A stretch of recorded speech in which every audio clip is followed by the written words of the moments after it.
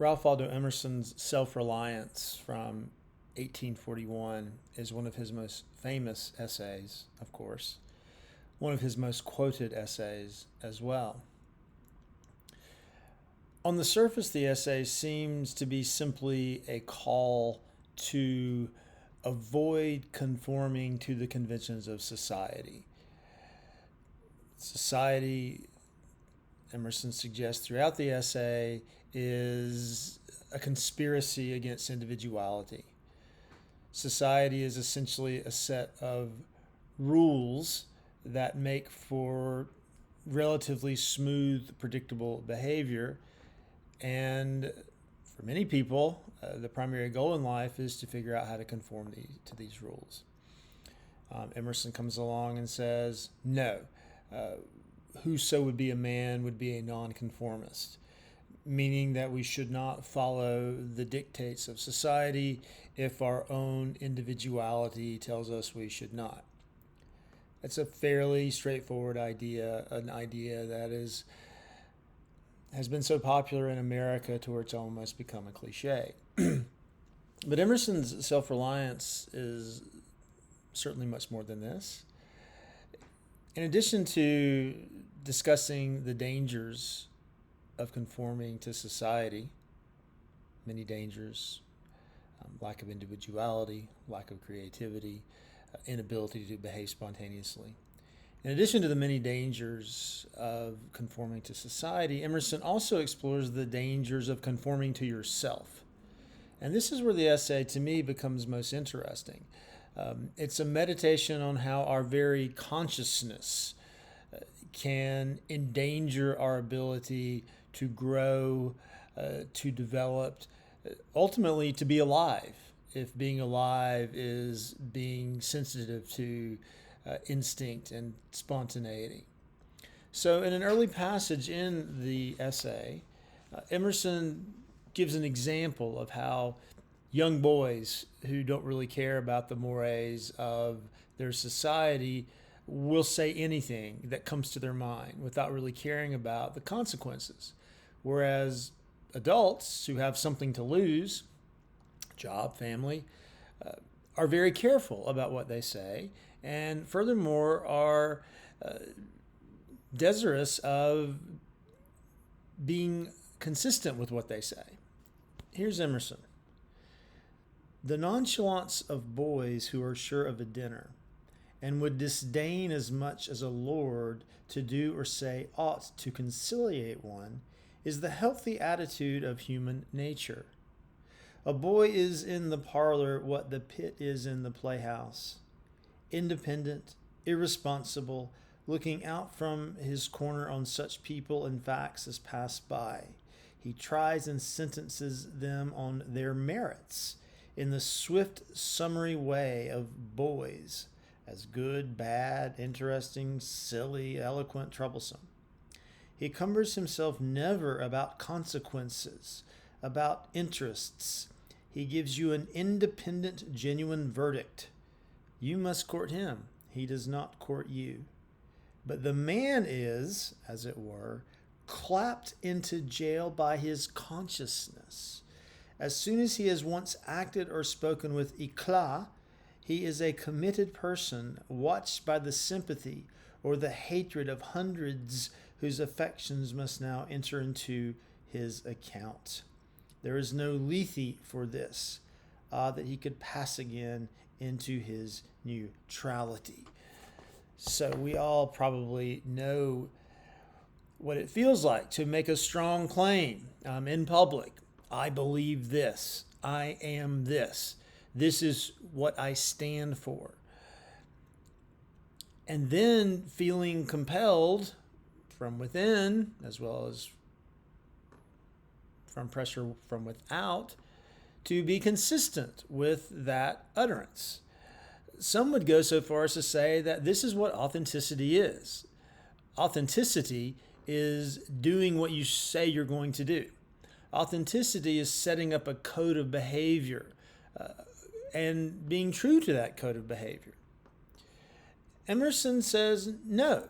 Emerson suggests that all of us have a sort of narrative that we tell ourselves to remind ourselves of who we are. We all do it. If I ask you who you are, you're probably very quickly, maybe even without being quite aware of what you're doing, you're going to think about the things that have happened to you, the moments in the past that have shaped you into the person you are now. Well, this happened to me when I was 5, and this when I was 12, and this when I was 25. And what we do is we piece those moments from the past that are significant to us into a cogent narrative. I'm the person that these things happen to, and I'm the person who turned these things into a story of which I'm the protagonist. And this story, this narrative, that is who I am. I'm the main character of this story. To change that narrative is challenging. It's difficult because that story is near and dear to us, and it's ingrained into our daily habits. And one might say, why would we want to change a narrative if it's working for us? And certainly probably not. But Emerson's suggesting in this essay that for most of us, our narratives, our conscious way of describing ourselves to ourselves, puts us in a kind of prison. Because instead of reacting to the present moment with spontaneity, instead of being attentive to what is right now, we're always turning experiences into elements of our narrative. And therefore, we're not able to experience the world as it is now in the present. In a way, we're turning all of our experiences into examples of the sort of identity we've constructed for ourselves. So if I'm an adult, I look at these young boys who will say whatever they want to say, however they want to say it, without worrying one bit about the consequences.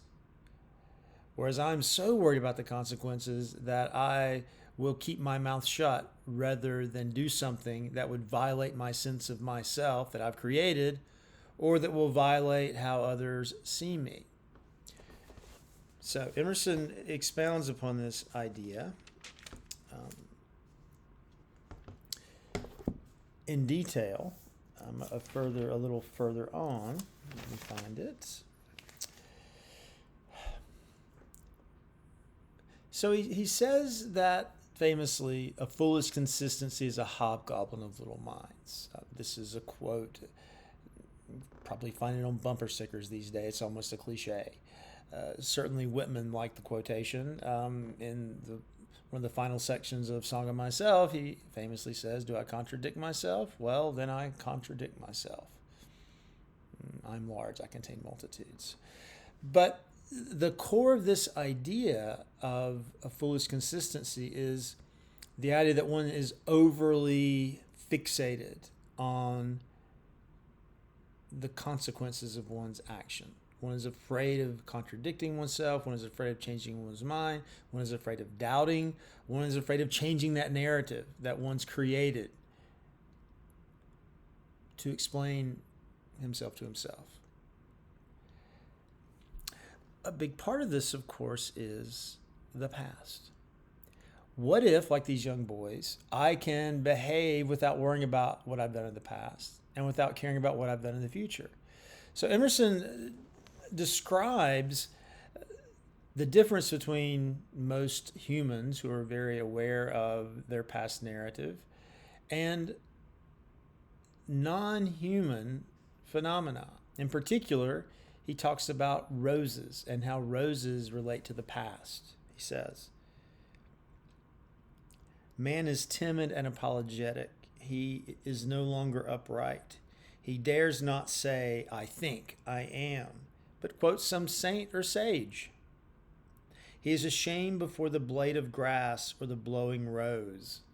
Certainly Whitman had this sentence in mind in his Leaves of Grass.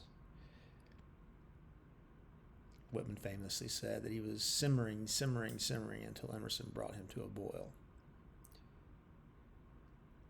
The man, conformists, most men, most people, are ashamed before the blade of grass and the blowing rose. "These roses under my window make no reference to former roses or to better ones. They are for what they are. They exist with God today. There is no time to them. There is simply the rose. It is perfect in every moment of its existence. Before a leaf bud has burst, its whole life acts. In the full-blown flower, there is no more. In the leafless root, there is no less. Its nature is satisfied, and it satisfies nature in all moments alike. But man postpones and remembers. He does not live in the present, but with reverted eye laments the past, or heedless of the riches that surround him, stands on tiptoe to foresee the future. He cannot be happy and strong until he too lives with nature in the present, above time. So, what keeps us humans bound to temporality? Let's say it's our self-consciousness. What is self-consciousness?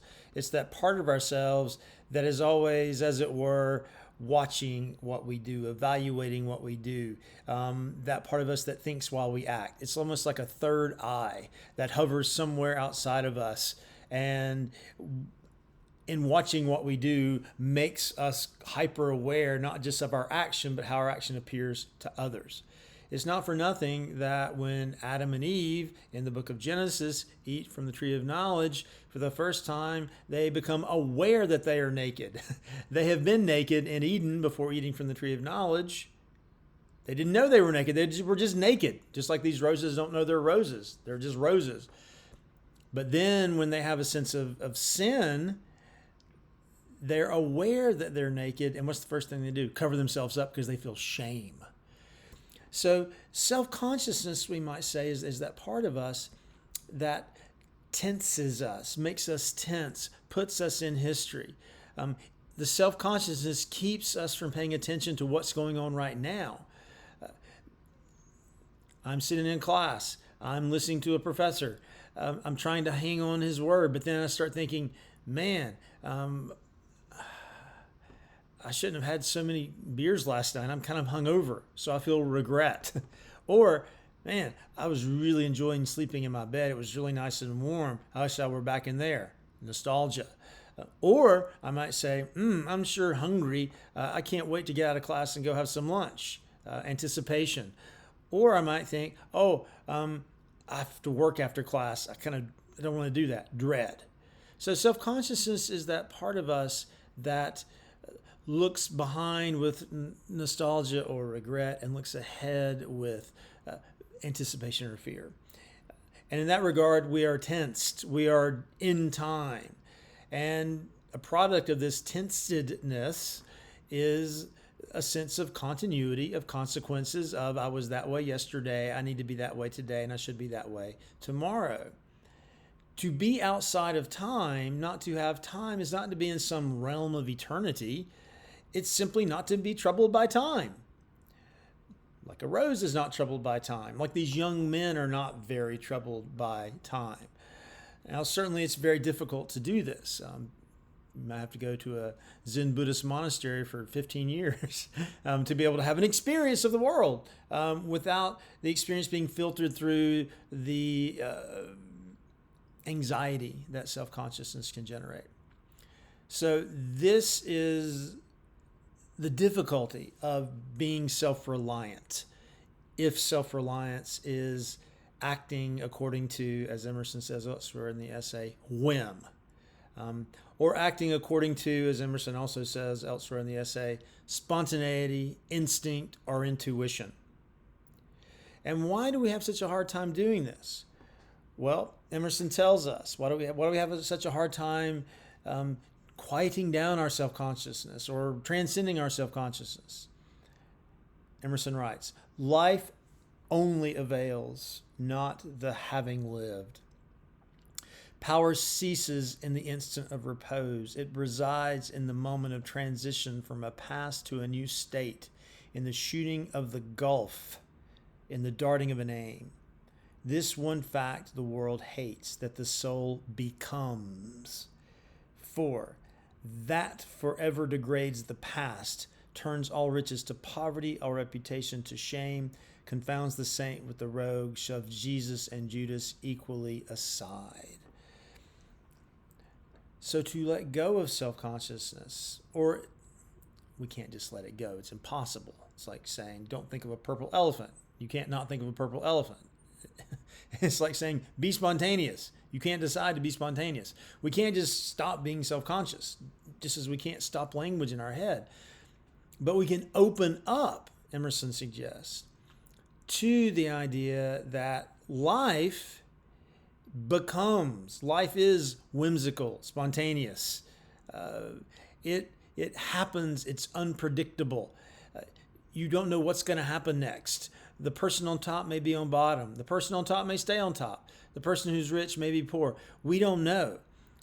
So that sense of ineffability of what's next, the mystery of what's next, to open to that is to open to what is alive, to open to what is life. Does that just mean that we should live relatively, meaning we should do whatever the hell we want? That we should eschew a morality, a sense of duty, a sense of proficiency? Of course not. I mean, Emerson is writing about the value of spontaneity, writing about the value of opening up to the ineffability of time in a very tightly constructed, eloquent, artistically profound essay. So this isn't a call to doing whatever the hell you want.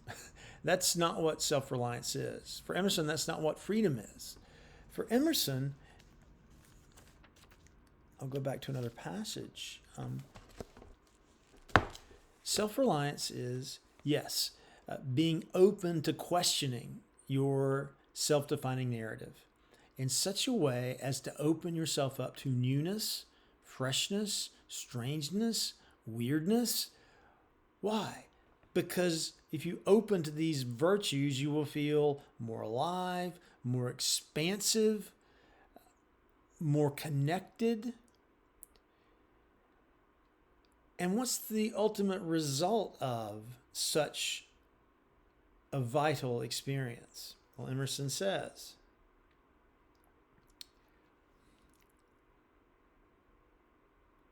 the objection to conforming to usages that have become dead to you is that it scatters your force. So simply to conforming to behaviors that I've done before because I've done them before scatters my force. It weakens me. It makes me less alive. That's clear. It loses your time and blurs the impression of your character. If you maintain a dead church, contribute to a dead Bible society, vote with a great party either for the government or against it, spread your table like base housekeepers. Under all these screens, I have difficulty to detect the precise man you are. So if I'm hiding behind conventions, if I'm hiding behind rules, basically I'm taking away my individuality, my ability to be this particular person who can do these particular things. Emerson continues. Do your work and I shall know you. In another version of this essay, he says, do your thing and I shall know you. So this idea of doing work, choosing things, choosing habits, choosing behaviors that most powerfully manifests your whims, your spontaneities, your instincts. This is ultimately what self-reliance is. It's coming up with work. Maybe you're a writer. Maybe you're a teacher. Maybe you're an electrician. Maybe you're a minister. Maybe you're a politician. Maybe you're a doctor, lawyer. It doesn't matter. But if you can find a way to be attentive to the luminous now and not be utterly ruled by enervating self-consciousness, you will want to find a way to express your exuberance over opening to the luminous now. You will want expression. You will desire expression. And this expression is what ultimately manifests your unrepeatability as a person, your singularity as a person. What work do you choose? If I'm a writer and I'm simply conforming to other writers, you won't know who I am. I'll just be a cipher of other writers. But if I find a way to express in a singular style my singularity, if that is my work, then you will know me. Then you will know me. So, self-reliance, the essay, is about the dangers of self-consciousness as a force of conformity, but also as a written work, it is a dramatization of Emerson's own choosing of his work, of his form of expression, that a singular expression that expresses his singularity.